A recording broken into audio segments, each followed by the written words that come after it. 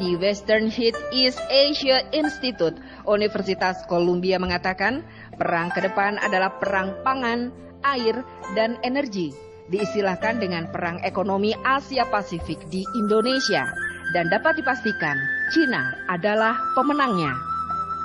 Kedekatan hubungan Cina dengan pemerintahan Jokowi akan menjadi modal bagi pembangunan kekuatan Cina di kawasan Asia Pasifik.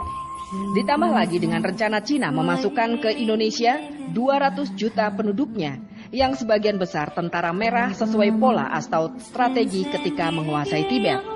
Pulau-pulau reklamasi dikuasai warga Cina dijadikan benteng pertahanan ibu kota NKRI yang didukung oleh pemerintah poros Beijing.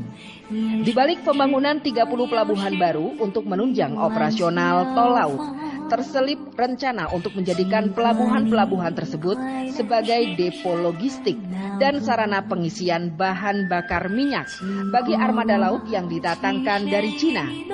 Keseluruhan kerjasama dan infrastruktur yang dibangun Cina di Indonesia menjadi indikator-indikator persiapan perang Asia Pasifik. Mesranya hubungan Cina dengan pemerintahan Jokowi memiliki kesamaan dengan kedekatan Cina dengan sekutunya Kamboja.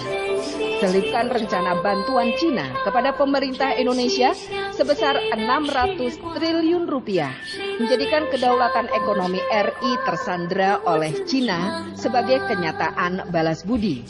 Bisa jadi pada 8 tahun ke depan, perang perebutan sumber daya alam dan jalur perdagangan akan beralih ke kawasan ini. Indonesia harus menyiapkan diri untuk menghadapinya.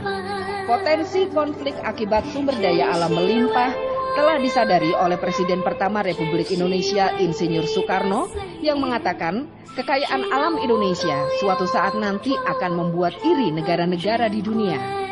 Dan semua ini sudah mendekati kenyataan. Kita harus semakin waspada dengan kekayaan alam yang kita miliki karena menjadi bahan rebutan oleh negara asing. Pertambahan jumlah penduduk memerlukan pasokan pangan, air, dan energi yang melimpah untuk menopang hidup, dan semuanya ada di dalam sumber daya alam yang kita miliki.